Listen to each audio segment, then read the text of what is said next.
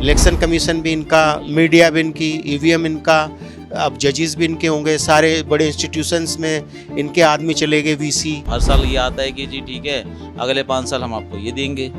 फिर हम कहे चलो जी एक बार और मौका दे दो। फिर कहते जी 5 साल ये देंगे। बस यही हो रहा है और क्या। गाड़ी चल रही है, चलती जा रही है, हम भी उसके पीछे भागते जा रहे हैं। पॉलिसीज हैं, पॉलिसीज पे कोई बात करके राजी नहीं है कि जो आम पब्लिक है क्या उसके अनुसार पॉलिसी बने हैं। तो सोसाइटी तो बिल्कुल बर्बाद हो गई है, सोसाइटी का बिल्कुल ताना बाना छिन भिन हो गया। तो हुआ तो कुछ नहीं, महंगाई बढ़ी, बेरोजगारी आई, जीएसटी ने छोटे कारोबारी को मार दिया, कम्युनल हार्मनी खत्म हुई। यहाँ 70% इंडिया के पास को अपनी ज़रूरतों में उलझा दिया गया है। तो यहाँ की जनता के पास एजुकेशन नहीं है तो वो सड़कों पे नहीं आ पाती, जैसे आप यूरोप और अमेरिका में देखते हैं। क्या नाम है आपका? दिवाकर यादव।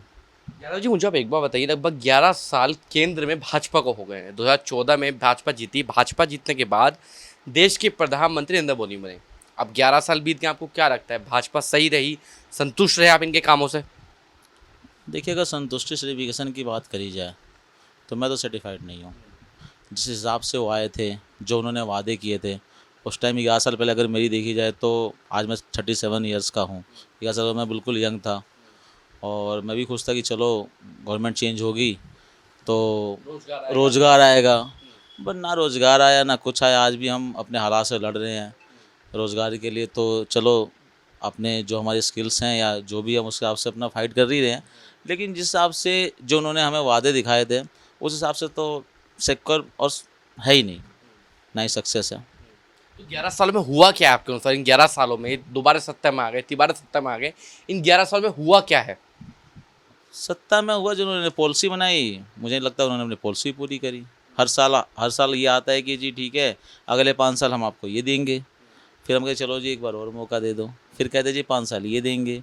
बस यही हो रहा है और क्या। गाड़ी चल रही है, चलती जा रही है, हम भी उसके पीछे भागते जा रहे हैं। तो 10 में से कितने नंबर देंगे आप इनको? 10 में से देखा जाए हो जाए तो यही आप 4 मार्क्स बहुत है उनके लिए। 4 नंबर किस लिए देना चाहेंगे आप? 4 मार्क्स हैं उनके कैबिनेट में कुछ अच्छे, जो अच्छे वर्क कर लेते हैं, जैसे ट्रांसपोर्ट के हैं। उन्होंने काफ़ी अच्छा काम किया, बहुत जगह उन्होंने सड़कें बनाई है। कुछ और भी हैं जो अगर देखा जाए सेंटर के बेस पर उन्होंने वर्क अच्छे किए हैं, तो इसलिए हम उनको थोड़ा 4 मार्क्स दे रहे हैं। 4 भी आप उनके मिनिस्टर्स को दे रहे हैं, मोदी जी को उनमें कोई नंबर नहीं है? मोदी जी को क्या दे, जो उन्होंने वादे किए वो तो पूरे ही नहीं किए ना हमें, तो इस हिसाब से हम कह रहे हैं। क्या नाम है सर आपका? मेरा नाम इशामुद्दीन खान है। आपको क्या लगता है इन 11 सालों में क्या हुआ है और क्या नहीं होना चाहिए था? इन 11 सालों में देश और सोसाइटी को आगे बढ़ाने के लिए तो कुछ नहीं हुआ और हम एकदम रसातल में धंसते चले जा रहे हैं। अगर हमारा कंट्री सोशलिस्ट है तो सोसाइटी तो बिल्कुल बर्बाद हो गई है। सोसाइटी का बिल्कुल ताना बाना छिन भिन हो गया। तो हुआ तो कुछ नहीं, और जो नहीं होना चाहिए था वो बहुत कुछ हुआ। जैसे फॉर एग्ज़ाम्पल महंगाई बढ़ी, बेरोजगारी आई, जीएसटी ने छोटे कारोबारी को मार दिया, कम्युनल हार्मनी ख़त्म हुई, मतलब कम्युनल जो पोलराइजेशन है ये बहुत हुआ। और अडानी अंबानी जैसे जो उद्योगपति है, एलीट क्लास के लिए काम हुआ।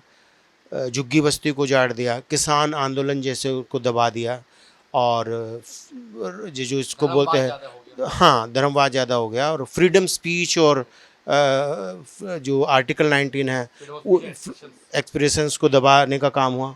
तो तमाम वो सारे काम हुए जो नहीं होने चाहिए थे, और जो नहीं होना चाहिए था वो सब हुआ, जिसकी समाज को ज़रूरत नहीं है। कि जो पॉलिसीज़ हैं, पॉलिसीज़ पे कोई बात करके राजी नहीं है कि जो आम पब्लिक है क्या उसके अनुसार पॉलिसी बने हैं। पिछली गवर्नमेंट से अगर गलती हुई है या इस गवर्नमेंट से है तो पॉलिसी बनने चाहिए अच्छे, जो हमारे समाज को आगे ले जाएं। जैसे कि हम समाजवाद में विश्वास करते हैं, तो आज हम समाजवाद से बदलकर कैपिटलिस्ट होते जा रहे हैं, सोशलिस्ट से बदलकर कैपिटलिस्ट ज़्यादा होते जा रहे हैं। ये जो छोटा 70% वाला इंडिया है, इसको बहुत बड़ा नुकसान है। 10 में से कितने नंबर देने चाहेंगे आप इनके काम को? 10 में से मैं तो 0 दूंगा इनको, बिल्कुल। फिर जब जिनके जीतने की बात होती है, तमाम सीटें कैसे जीत जाते हैं ये? अगर आप इतना बड़ा प्लान करके आएंगे कि आपको मीडिया भी अपना बना लेना है, इंस्टीट्यूशंस भी अपने बना लेने हैं, पहले तो आम आदमी, जैसे मैं स्ट्रीट परफॉर्मर हूँ, स्ट्रीट पे काम करता हूँ, तो पहले तो स्ट्रीट पे जो लोअर लेवल था उनमें ये जो पोलराइजेशन और ये सब प्रॉब्लम्स की बातें होती थी, लेकिन आज अब देश के जज भी उसी तरह की बातें करने लगे हैं। तो फिर इनको अगर वोट की चिंता होती तो इस तरह से थोड़ी झुग्गी बस्ती तोड़ते कि जी हमें तो वोट चाहिए इनका। तो डर तो इनको है ही नहीं ना वोट का, क्योंकि वोट तो ये अपना जो वोट क्या है ऑर्गेनाइजेशन, जो इलेक्शन कमीशन है, इलेक्शन कमीशन भी इनका, मीडिया भी इनकी, ईवीएम इनका, अब जजेस भी इनके होंगे, सारे बड़े इंस्टीट्यूशंस में इनके आदमी चले गए, वीसी और जो चलाने वाले हैं, तो फिर इनके पास तो ये सारा कर लिया, तो अब इसलिए तो ये जीतेगा। भाई मैं मैजिक करता हूँ, मैं अगर अपने ट्रिक से तीनों इक्के अपने पास ले लूँ, व्हाट यू कैन डू, तो तीनों इक्के तो ये संभाल के रखे हैं, जब लोगों को दिखाते हैं तो वो देखते हैं कि भाई ये तो दुग्गी तिग्गी है, बट एक्चुअली ये है। तो they are playing very high level trick.